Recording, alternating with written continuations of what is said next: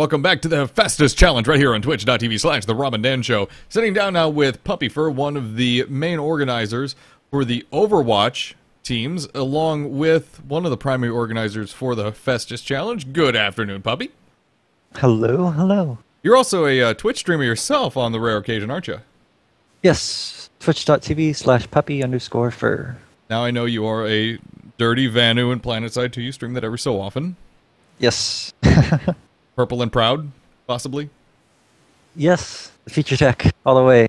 Oh my God. Even though I'm playing against the Vickers Online. You make me...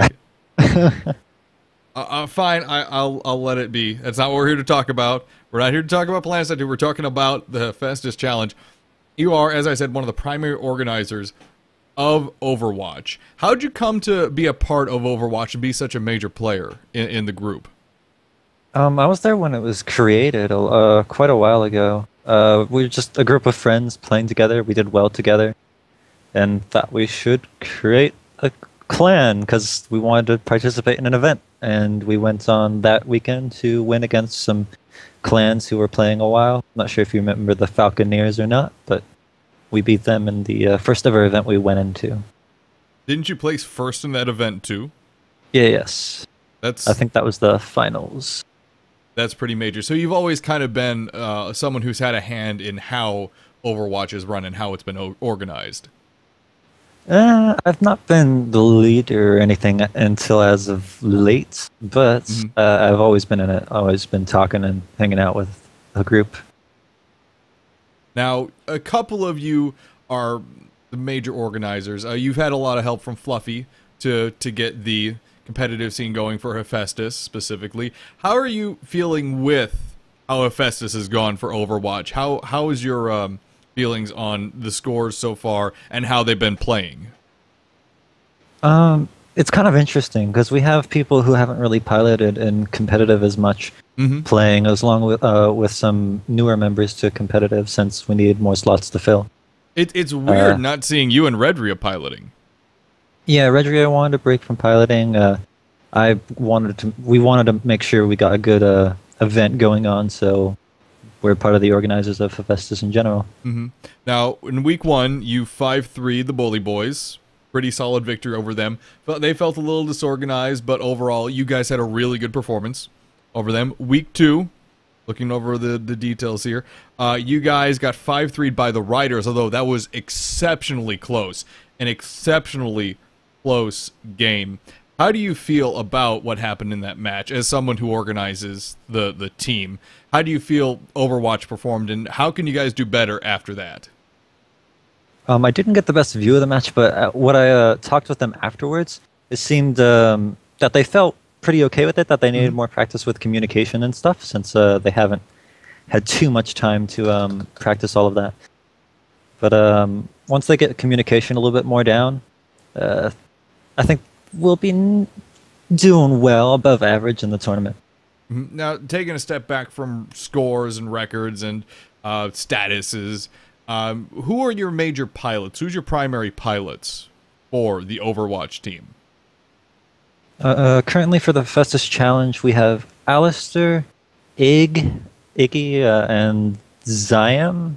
Alistair, Ig, and Zyam are the main pilots we're leaning towards currently. I've noticed Vom has piloted a couple times. Yeah, Vomact might. He's also leaning in towards it. So, you may once or twice during the tournament see Dragon or Suryosh, because they've been piloting every so often, but I don't know about that. It seems like Suryosh is primary the gunner or gungeoneer on ships. Yeah, he can do a lot. He's pretty good. One thing that has gotten a lot of talk is Vomac's random, almost happenstance creation of the Carrot build, or the Carinate Artemis front Pyramidion. Yeah, were you happy like with how that played, especially in weeks 1 and 2? I like the idea of it for sure. Just weapon engine disabling along with balloon disabling. Its killing power might not be the best, but we've never been one for killing power. You don't see us having Gat Mortar much. You definitely are much more focused on the disabling and the controlling aspects Yes, of the game, and controlling. that actually leads into the evolution, if you will, of your guys' use of the Hwacha fish. Fluffy Hetch, one of your gunner and engineers, is very well known for handling the Hwacha, as is Rotted Beef. Very exceptional Hwacha gunners. Do you think your focus on that ship has helped or hurt you guys coming into Hephaestus? Um, to be honest, I'm not too sure because I don't think Alistair flies anything else besides that. Personally. so I don't know. If he probably it's probably best for him to pilot that because that's what he has the most experience with. He's very experienced with goldfish. Doesn't fly much else besides that currently. Mm-hmm. And he preferred that build with Hwacha, and I think that also has helped because Rotted and Fluffy both get more experience because the ships don't switch around as much as maybe other pilots do. Absolutely. Again, very strong showing first week, taking down Bully Boys 5-3. You guys did run into a little bit of a wall with the Riders. Again, very close match, one of the closest we've seen so far for Hephaestus. Coming up this week, you are going up against DPA, the Deadpool army. Coming up here later on today in this stream. What are your feelings going into that match as someone who organizes a clan? Not a tournament organizer, but a clan organizer. And how do you feel you're going to do against them?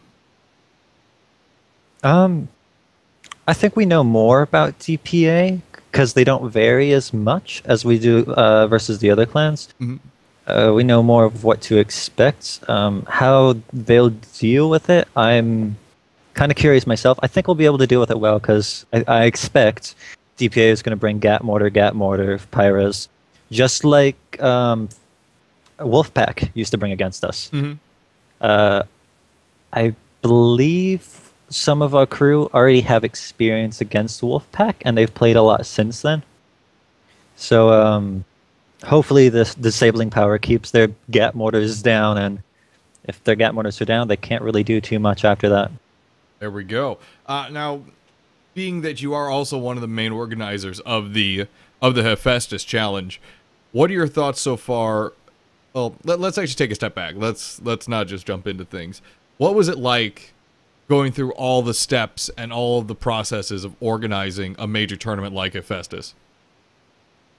Well, we grabbed a group of people that we felt had some experience and such with the events themselves, what people wanted, what people needed, and the minds varied quite a lot. We have Sammy, Alistair, McBain, myself, and Redria. We wanted to make sure we got everything that people have been wanting from events into it.